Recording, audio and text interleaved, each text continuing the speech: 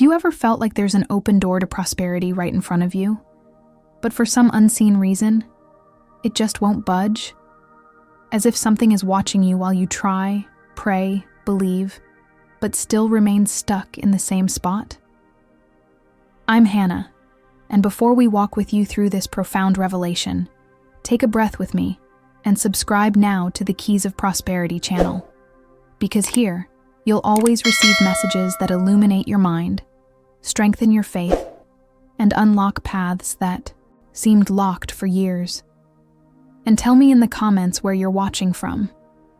I want to pray for your land, your home, and your next steps, because nothing that happens here is a coincidence. Everything is direction.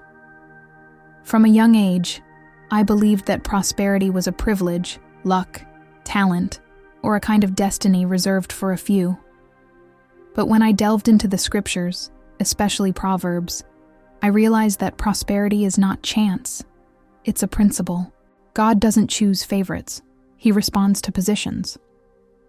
And when I finally understood Proverbs 11:24, I realized there's a hidden turning point, a silent key that transforms the life of those who understand it and completely paralyzes the life of those who ignore it.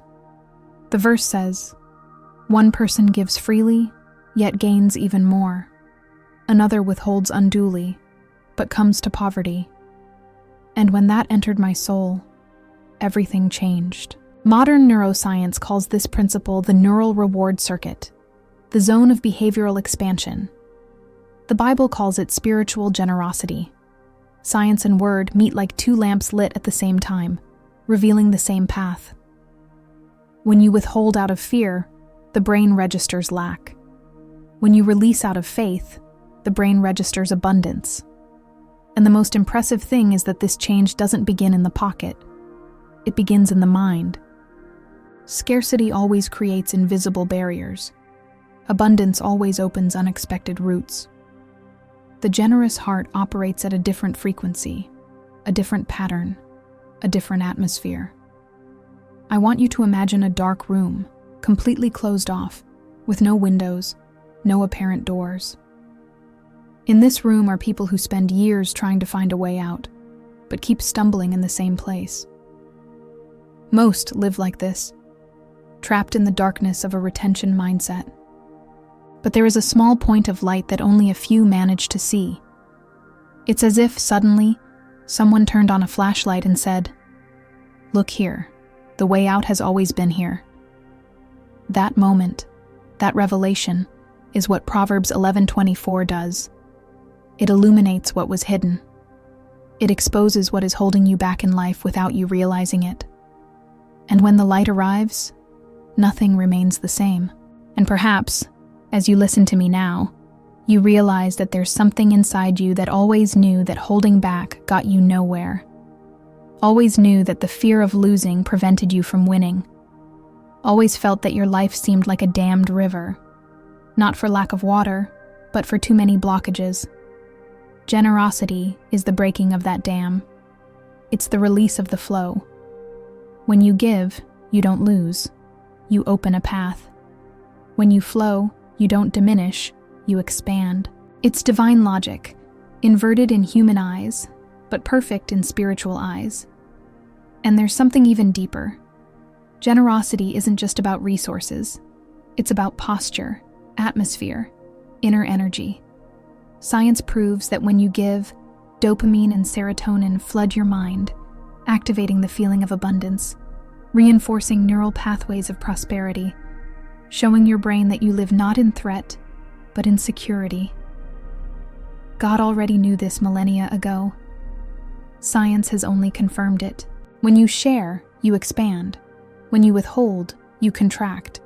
And everything within you responds to this: spirit, mind, body, emotions, decisions. And before we conclude this first part, I want to remind you, with love and purpose, that there is a deeper path to reprogram your mind for biblical and scientific prosperity. Reprogram a Mind was created precisely for this: 7 days of daily audios that align you with the flow of divine abundance. The link is in the pinned comment. If your heart has burned so far, consider taking this step.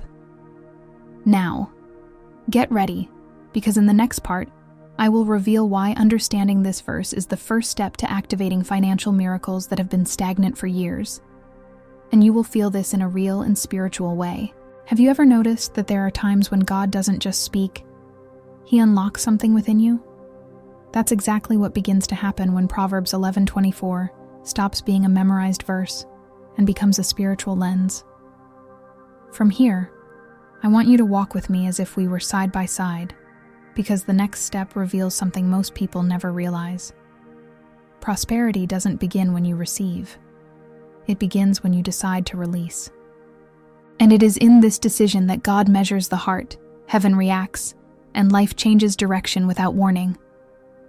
It's as if a key turns and opens a flow you didn't know existed, but that has always been available to you. The human mind is programmed for survival, and therefore, the brain reacts to fear as if it were a real threat, even when it isn't. When you withhold, your mind understands that something is missing. When you share, your mind understands that you have. And it is this internal interpretation that defines whether you live in scarcity mode or abundance mode. This is exactly why some people, even working hard, remain stagnant. Their actions are driven by effort, but their emotional frequency is one of fear. They want to move forward, but they are internally blocked because the mind doesn't allow expansion when it believes it is in danger. And this is where Proverbs becomes applied science. When you give, a word, a gesture of care, support, a resource, dopamine and serotonin flood the brain, activating regions associated with feelings of security and expansion. Science calls this signaling abundance. The Bible calls it a spiritual principle. But both say the same thing. You prosper when you become a channel. God doesn't multiply what you hide. God multiplies what you give. Because when you give, you declare to heaven, I don't depend on what I have. I depend on the source that never runs dry. There's something no one tells you. Scarcity doesn't begin in your wallet. It begins in your inner vocabulary. Silent words like, what if it runs out? What if it ends? What if I lose it? Create a mental environment that paralyzes decisions, closes doors, reduces opportunities, and blocks connections that God would send. Fear is the greatest thief of prosperity, and it never appears shouting, it arrives whispering. But when you practice generosity, you silence that whisper, destroy that cycle, break that frequency, and realign your mind to what God always planned. Flow, movement, expansion, harvest. I want you to imagine now a vast, dry, cracked field. Nothing has grown there for years. But suddenly, someone digs a small hole and pours in a little water, just a few drops. To human eyes, that seems insignificant.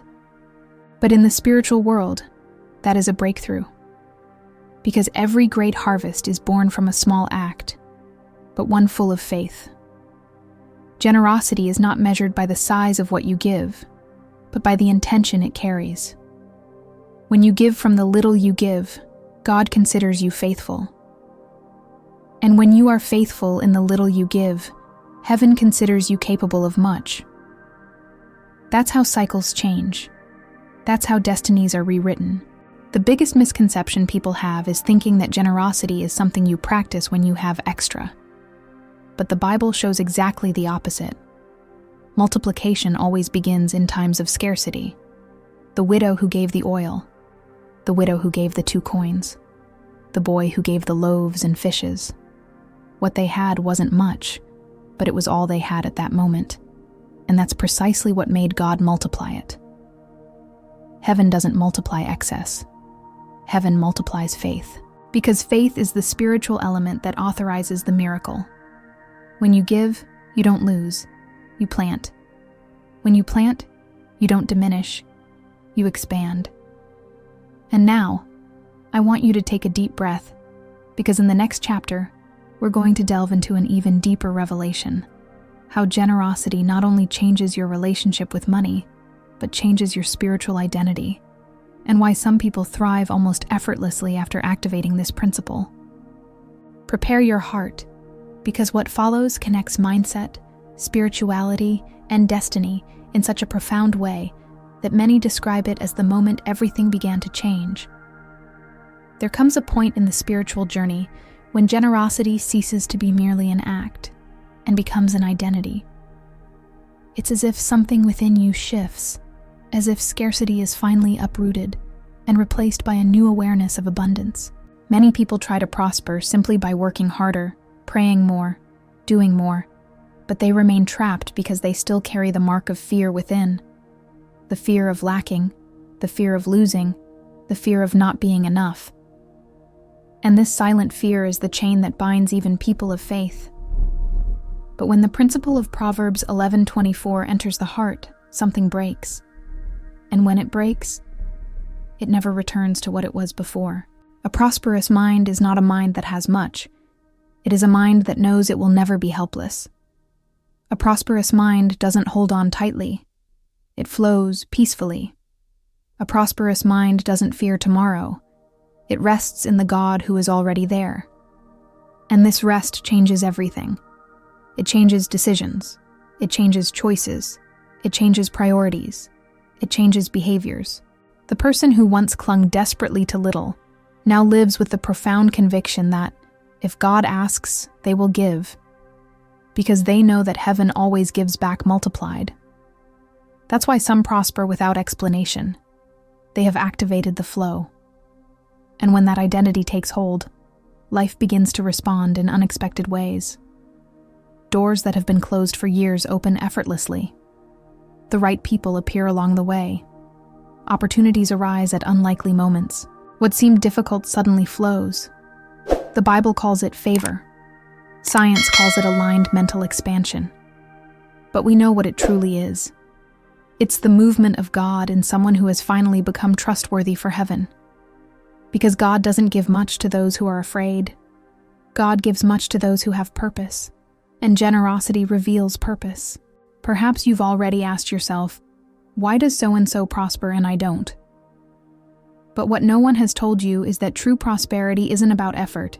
It's about alignment. It's not about working to exhaustion.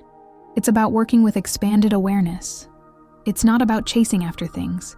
It's about attracting what already belongs to you in the spiritual world. When you activate generosity, you change your spiritual signature, and everything that previously ignored you begins to recognize you. It's as if your name gains weight in the invisible world, as if heaven were saying, now you are ready. That's why Proverbs is so straightforward, because this principle doesn't just work on your wallet, but on your character. Generosity heals selfishness, heals pride, heals competition, heals insecurity. A generous person becomes lighter, simpler, wiser, deeper, more connected to what matters. And this lightness attracts prosperity, because where there is pride, heaven resists. But where there is surrender, heaven descends.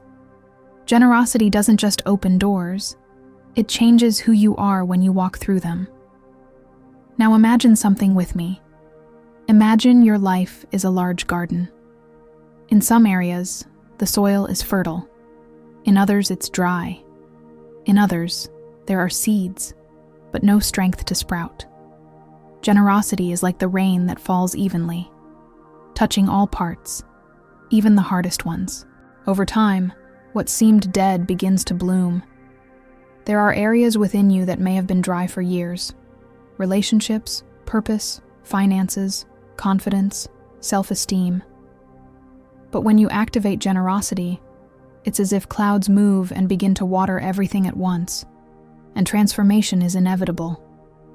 And before we move on, I want you to write something down in your heart. You're not hearing this by chance. There's a movement happening within you. Something is being realigned. You're entering an atmosphere where scarcity no longer reigns, and this will shape the next decisions in your life. And in the next chapter, we'll delve into the most profound point yet. Why generosity is the test that reveals who is ready for the next level of prosperity, and why many never pass through it without realizing it. There's a point in the spiritual journey where God observes not what you have, but what you do with what you have. And that's precisely where Proverbs 11:24 reveals its maximum strength.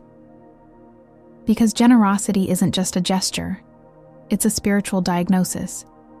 It shows heaven whether you're ready for the next level or if you still need to be worked on in your heart.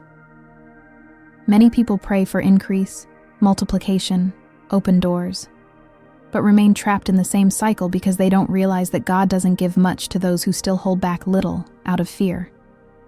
Heaven doesn't multiply what is trapped. And to help you solidify this Heaven transformation, multiplies I've what is prepared in a motion. practical tool, reprogram And that's why mind, some people prosper affirmations so for a new impressively awareness. that it It's a seems unfair in human eyes. It's not unfair, it's principle. The generous person activates spiritual systems that reorganize opportunities, connections, and paths. They live in flow. And when someone lives in flow, nothing can paralyze their harvest. Retention generates stagnation. Generosity generates movement. It's like a river. When the water flows, it renews itself. When it stands still, it rots. The same happens with the financial and emotional life of those who retain too much. And often, what rots first is not the money, it's the soul. Neuroscience confirms that the brain interprets generosity as a sign of inner security. When you give, the brain understands. We are okay, we have enough. This understanding dissolves anxiety patterns and activates regions responsible for making good decisions. That's why generous people tend to have more clarity, more creativity, and more emotional balance to handle opportunities. Prosperity doesn't begin with money. It begins in the nervous system. And generosity is the button that recalibrates this system. Heaven knew this before science existed. And there's something even deeper. God doesn't use generosity to ask something of you. He uses it to mold you. He observes whether you can trust before you see, whether you can give before you receive, whether you can plant when there's no sign of harvest yet. This determines if you are ready to handle greater blessings. The Bible has never hidden this pattern. The multiplication of the 5 loaves didn't begin when Jesus gave. It began when the boy gave. The harvest didn't begin when Elijah prayed. It began when the widow gave the little she had. God always honors the movement before the miracle. And perhaps you're wondering, but why does this principle seem so difficult for some people? Because the root of scarcity isn't in the pocket, it's in identity. A wounded heart is afraid to give. An insecure heart is afraid to trust. A traumatized heart believes that everything that comes its way can disappear. And God doesn't condemn that heart. He heals it. But healing begins when you decide to take a step against fear. Generosity is a prophetic act against inner scarcity. You don't give because you have a lot. You give so that your soul can return to a place of abundance. Now imagine a large door in front of you. It's not locked, just heavy. The more you try to push it open alone, the more it resists. But when you give something, a word, support, a gesture, a resource, it's as if an invisible hand appears and pushes the door open with you. Generosity opens what no human force can open, because it signals to heaven that your soul is mature enough to handle what comes next. And what comes next is always greater than what you gave. And that's why, in the next chapter, we'll delve into the most practical and transformative part of this journey.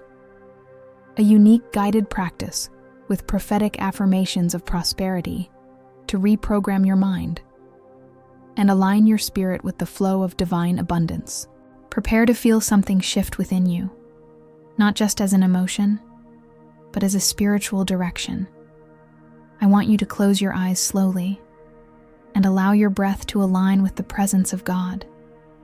Inhale deeply, exhale slowly, and notice how the air enters and leaves, bringing a feeling of security, as if heaven itself were resting upon you now. In this guided practice, your mouth will be the gateway to spiritual activation. Each phrase you repeat with me will reprogram not only your thoughts, but also your inner pathways, your emotions, your neural frequency of prosperity. Repeat aloud, because the spiritual world responds to what is declared, not just to what is desired. Say with me, I now release all scarcity mindset. My mind is a fertile garden that receives abundance. I am safe. I am provided for. I am aligned with God's flow. I do not fear tomorrow, because God is already there. What God has prepared for me cannot be stolen, delayed, or prevented. I now release all scarcity mindset. My mind is a fertile garden that receives abundance. I am safe. I am provided for. I am aligned with God's flow. I do not fear tomorrow because God is already there. What God has prepared for me cannot be stolen, delayed, or prevented. You are activating new spiritual and neural connections with each word. Now place your hand on your chest and repeat, I am worthy to prosper. I honor the money that comes to me. I use the resources God gives me with wisdom, purpose, and balance. My financial doors open with divine ease. Everything I give returns multiplied. I am a channel, not a receptacle. Abundance flows through me. I am worthy to prosper. I honor the money that comes to me. I use the resources God gives me with wisdom, purpose, and balance. My financial doors open with divine ease. Everything I give returns multiplied. I am a channel, not a receptacle. Abundance flows through me. Feel the atmosphere changing as your identity begins to align with what God has always said about you. Now visualize a large golden table before you. On it are glowing seeds, each representing an area of your life. See your financial life, your peace, your projects, your relationships. Mentally touch these seeds and repeat, everything I plant with faith grows beyond expectation. I leave behind all fears about money. I walk in balance and prosperity. I attract that which God has already released in the invisible world. Everything I plant with faith grows beyond expectation. I leave behind all fears about money. I walk in balance and prosperity. I attract that which God has already released in the invisible world. Heaven is responding to your sound. Now let's declare specifically about money. Repeat. Money doesn't control me. I decide its destiny. I generate wealth with purpose and wisdom. I manage resources as one who belongs to the kingdom. I am trustworthy to receive more. My mind is programmed to prosper. Money doesn't control me. I decide its destiny. I generate wealth with purpose and wisdom. I manage resources as one who belongs to the kingdom. I am trustworthy to receive more. My mind is programmed to prosper. Feel the inner pressure release as a new understanding takes hold. You are breaking cycles, shattering patterns, and activating dormant spiritual inheritances. Now take a deep breath and declare with full spiritual authority, I disconnect from the frequency of lack. I now connect to the frequency of divine abundance. God is my inexhaustible source. Everything I need comes to me at the perfect time. I receive prosperity, balance, wisdom, and peace. I disconnect from the frequency of lack. I now connect to the frequency of divine abundance. God is my inexhaustible source. Everything I need comes to me at the perfect time. I receive prosperity, balance, wisdom, and peace. Your spirit is understanding. Your mind is reprogramming. Your destiny is aligning. You are closer to the harvest than you imagine. And if you want to continue this transformation daily, with depth and consistency, I want to invite you, with love, to learn about Reprogram a Mind. It's 7 days of daily guided prophetic audios based on biblical principles that we are activating here. They were created to reprogram your mind for true prosperity, from spirit to behavior. The link is in the pinned comment. Now breathe, because in the next chapter, we'll delve into the revelation about spiritual identity and money, and why this defines who prospers and who remains stuck in the same place for years. There's a spiritual territory that few people realize, but which completely determines their relationship with money, identity. Before God takes you to a new financial level, He always adjusts who you believe yourself to be. Because no matter how much you pray, declare, or work, if deep down you still see yourself as small, insufficient, or unworthy, heaven can't deliver what's already ready. Prosperity doesn't begin when money arrives. It begins when you finally accept who God said you are. And it's precisely here that many get stuck. They want the miracle, but they maintain their old mindset. The truth is that scarcity doesn't just settle in your pocket, it settles in your soul. And a wounded soul interprets everything in the form of fear. Fear of risk, fear of loss, fear of trusting, fear of not being capable. Fear is the strongest shackle that prevents progress. But when Proverbs 11:24 enters your identity, that shackle breaks. Because generosity is not just an act, it's a mirror. It shows you that you are not a slave to little. You are a child of the owner of everything. When you give, you don't diminish. You affirm your spiritual identity. You declare, I don't depend on what's in my hand. I depend on what God provides. And this is where neuroscience meets the Bible again. When you practice generosity, your brain changes how it perceives you. It interprets you as someone secure, stable, confident, and abundant. This alters your emotions, your choices, your behavior. A person who sees themselves as a channel of abundance attracts opportunities.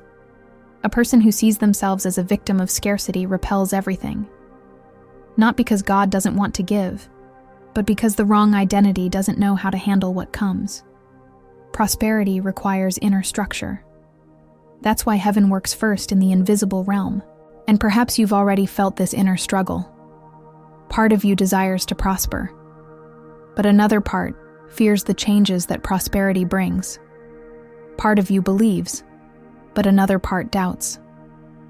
Part of you moves forward, but another part sabotages itself. There's nothing wrong with you. It's just an unhealed identity. And that's why Proverbs 11:24 wasn't written as advice, but as a spiritual diagnosis. It reveals who is ready to flow and who is still trapped in fear. The generous prosper not because they give, but because their identity is free enough to receive. God will never bestow abundance upon someone who fears it inwardly. He doesn't do this as punishment. He does it as protection. Because nothing is more dangerous than prospering outwardly while being broken inwardly. People with a healed identity prosper with balance, wisdom, and purpose. People with a wounded identity prosper with anxiety, greed, or lack of control, and quickly lose everything. Therefore, before multiplication, God always works on the heart. Generosity is the method. Prosperity is the result. Now imagine you are standing before a large mirror. It doesn't just show your face, it shows who you believe yourself to be.